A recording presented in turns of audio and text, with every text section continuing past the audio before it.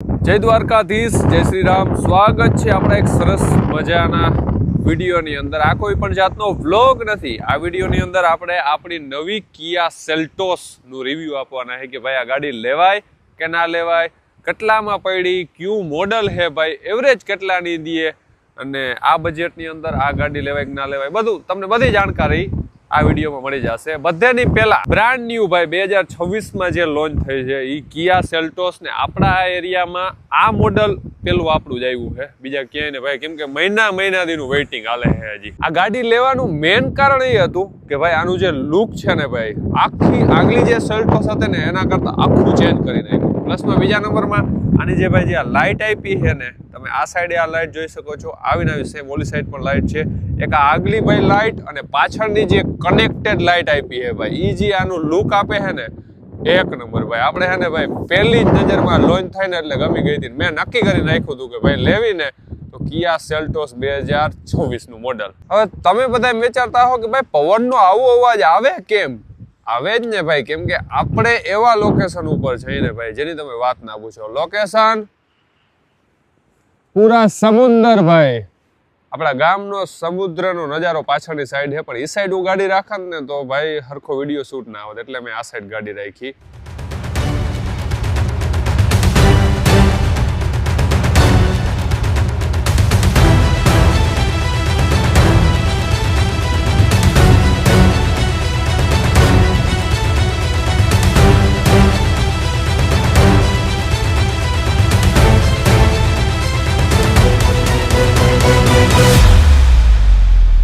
આ આપણી ગાડીના મોડલની વાત કરું તો 80E ઓપ્શનલ વેરિયન્ટ છે, એટલે કે સેકન્ડ બેઝ। આની પહેલા ભાઈ 80E મોડલ આવે જે હાવ બેઝમાં બેઝ, અને આ છે 80E ઓપ્શનલ। એમાં પણ ભાઈ ડીઝલ 6 ઓટોમેટિક ગેર, એટલે કે 6 ગેર આવે એ પણ ઓટોમેટિક આપણે એ ગાડી લીધી છે। અને બાકી ભાઈ ગાડીની વાત કરું ને તો તમે જોઈ શકો છો આમાં ઘણી બધી છે ને આપણે એસેસરીઝ નખાવી છે, ઓલમોસ્ટ 30,000 જેટલી છે ને આમાં એસેસરીઝ નખાવી છે। હવે તમે કહો ભાઈ કે એસેસરીઝ 30,000 ની એવું તો આમાં નખાવ્યું હોય તો તમને હું ને એસેસરીઝ ગણાવી દઉં। બધાની પહેલા તમે જોઈ શકો છો આ હે એસેસરીઝમાં એવું છે, પછી જે આ ક્રોમ છે આખી એ એસેસરીઝમાં છે, આ એસેસરીઝમાં છે, આ એસેસરીઝ આ પણ એસેસરીઝમાં છે। પ્લસમાં ભાઈ જે સેલ્ટોસનું બેઝ મારેલ છે એ એસેસરીઝમાં આવે।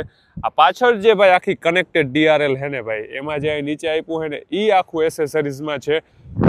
બીજા નંબરમાં આ આખો એનો ભાઈ બૂટ સ્પેસ છે, જે ભાઈ બહુ એટલે બહુ જોરદાર બૂટ સ્પેસ છે, કેમ કે ભાઈ મેં છે ને ફેમિલી કાર લેવી હતી અને મારે જામનગરથી ને ફેમિલી કાર ટ્રાવેલિંગ કરવું હોય ને એના માટે આ બેસ્ટ એટલે બેસ્ટ ભાઈ બૂટ સ્પેસ અને જગ્યાવાળી એકદમ ગાડી, તો એના માટે આ।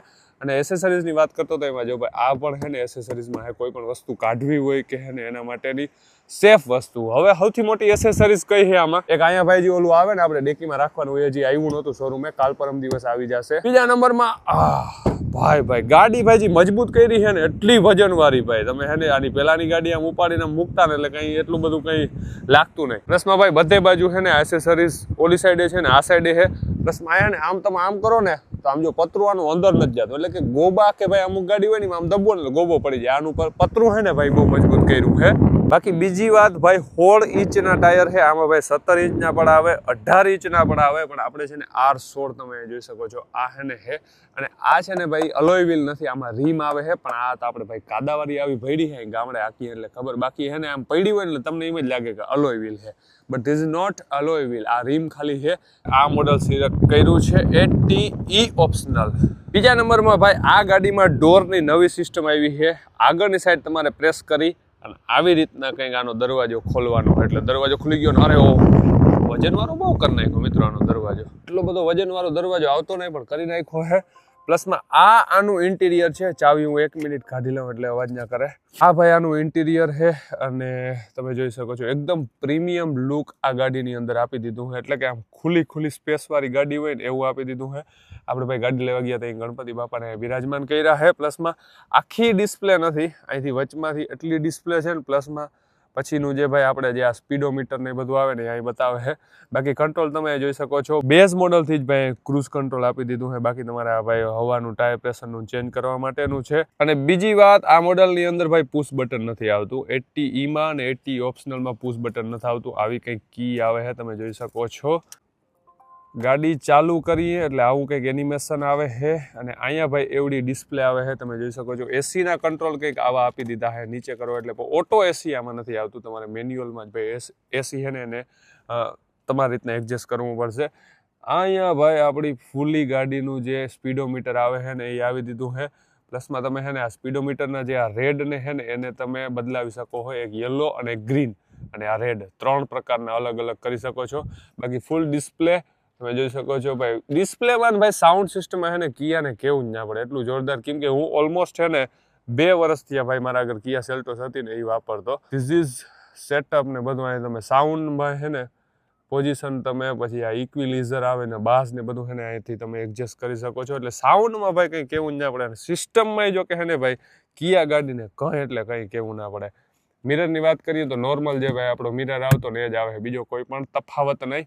અહીંયા ઉપર ભાઈ બધું છે ને લાઇટિંગનું આપી દીધું છે, LED લાઇટ 2 અહીંયા, એક અહીંયા આપી દીધી છે. પ્લસમાં સનરૂફ ભાઈ આવતું નથી આ મોડલમાં, આનાથી ઉપલા મોડલમાં જવું પડે. અહીંયા ભાઈ તમને છે ને મિરર આપી દીધો હોય એટલે કે ફૂલ બાકા જીગી તમારે બેઠા બેઠા કોઈને ભાઈ તૈયાર થવું હોય, જોવે મોઢું દાંત ને બધું જોવું હોય જોઈ શકે છે. હવે તમે કહેતા હો ભાઈ તમે સનરૂફ નથી લીધું, પુશ બટન નથી લીધું, બટ એ મારા કંઈ કામની વસ્તુ જ નથી. સનરૂફમાંથી હું કોઈ દી બહાર નીકળવાનો જ નથી. સનરૂફ વાળીને એવી ગાડી લઈને તો વરરાજા રોગે રોગા ભાઈ લગ્નમાં બધેમાં એન્ટ્રી કરવા હાટું લઈ જાય. એટલે આપણે એ લીધી જ નહીં. પુશ બટનનું આપણે કંઈ કામ નથી. ચાવી આમ કરીને ચાલુ કરી લેવાય ભાઈ. એમાં મેં 2 લાખ રૂપિયા બચાવ્યા. મારે ગાડી ઓલમોસ્ટ પડી છે 16,75,000 ઓન રોડ, એક્સોરૂમ ને ઓન રોડ 16,75,000 પડી છે. પછી આના 80E ઓપ્શનલ, 80E પેલા બેઝ મોડલ, પછી 80E ઓપ્શનલ, પછી 80K, પછી 80K ઓપ્શનલ આવે છે ને ભાઈ. એમાં અલોય વ્હીલ આવી જાય, એમાં પુશ બટન આવી જાય, સનરૂફ આવી જાય, બધી સિસ્ટમ એમાં આવી જાય. 3-4 વસ્તુ જે છે ને ભાઈ. બાકી સીટિંગ ને બધું સેમ. તો ભાઈ એ ગાડીમાં મારે છે ને 18 લાખ ઉપર પડતી, એટલે 2 લાખ રૂપિયા મેં રોગો સનરૂફમાં એમાં કોણ વધારી નાખે. બાકી ભાઈ આ એકદમ જોરદાર છે, ફેમિલી કાર છે. સ્પેસની વાત કરું, સીટને ભાઈ તમારી રીતના એડજસ્ટ કરવાની થશે. કોઈ પણ ચાપ આમ કરો ને એમ કરો ને એવી રીતના સીટ એડજસ્ટ નહીં થાય. પાછળ અહીં દાંડિયો આપ્યો છે, જેટલી પાછળ કરવી જોઈએ આપણે એટલી. અને એસેસરીઝની હું તમને વાત કરતો હતો ને ભાઈ, આ તો હવે ને ભાઈ ખરાબ થઈ ગયો, ભલે તો પડ્યું હોય. આ જે રાખ્યું છે ને ભાઈ 8,500-9,000 રૂપિયા આસપાસ કંઈક પડ્યું હોય ભાઈ. પગ એટલે આ ગાડી અંદર ખરાબ ના થાય, આખું અહીંથી બહાર નીકળીને સાફ થઈ જાય. તો આ એસેસરીઝમાં ભાઈ ફરજિયાત નહીં, પણ હું તો કહું કે નખવી લેવા એટલે ગાડી તમારી અંદરથી ખરાબ ના થાય. જોકે મારી તો ઓલરેડી થઈ ગઈ છે, કેમ કે ભાઈ 200-300 કિલોમીટર મેં ગામડે હાઈકી છે. ગામડે ભાઈ ધૂળ ઉપર ધૂળ ઉઠતી હોય, બારે હજી ખરાબ જ ભરી હતી, પણ અહીં આવીને જરાક ગાભો મારી દીધો. તમે હમણાં રીમ જોયા ને ભાઈ કેવા ગંદા, એટલે ખરાબ ભર્યા હતા. પ્લસમાં હવે વાત કરીએ બીજી વાતમાં એવું છે કે અહીંયા બધા સેટઅપ ને મીડિયા ને સર્ચ ને મેપ ને હોમ ને એ બધું અહીંયા આપી દીધું છે તમારી રીતના. બાકી ભાઈ જો અહીંયા વાયરલેસ ચાર્જિંગ નથી આવતું, આપે છે 3 ચાર્જિંગ પોર્ટ, એટલે કે આ પણ ચાર્જિંગમાં તમે યુઝ કરી શકો, આ પણ કરી શકો, આ પણ કરી શકો. હવે તમે વિચારશો 3 જ ચાર્જિંગના પોર્ટ?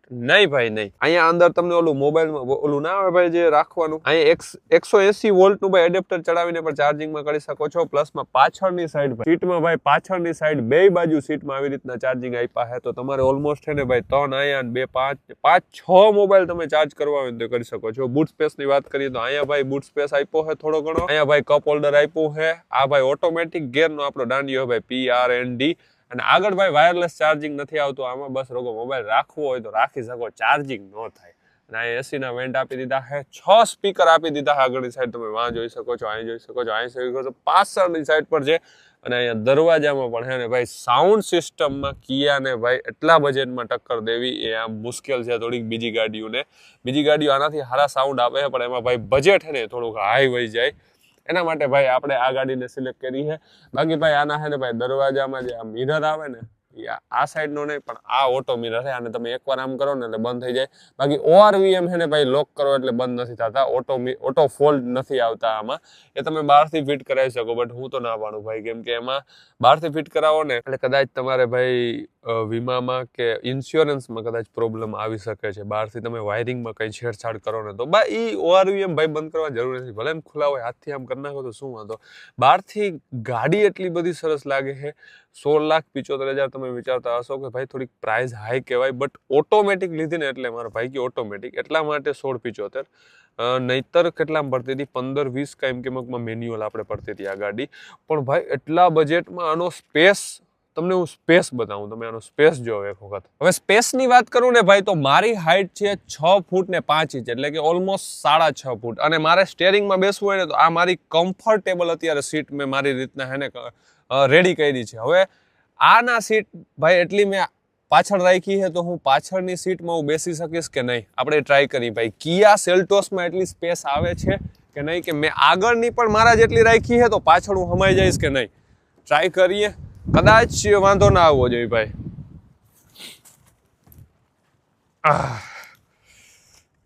ઓકે, આગળની સીટ પર મારી એટલી અહીં ભાઈ પગ અડી જાય છે, બટ એટલું કઈ નથી કે ભાઈ હાકળ થતી હોય. એટલે મને ભાઈ છે ને આ ગાડી વધારે મગજમાં બેઠી, કેમ કે બીજી ગાડીમાં બેસતો ને ભાઈ તો આગળ મારા લેવલની સીટ કરી લેતો ને તો પાછળ ભાઈ મારા જેવો માટી છે ને બેહી ના હાગે. 6 ફૂટ ઉપરનો માટી હોય ને પાછળ ના બેહી હાગે. બાકી તો ભાઈ તમે છે ને આ સીટ મેં છે ને એટલી નમાવીને રાખીએ ને એટલે અહીં થોડા ઘણા પગ અડે હે.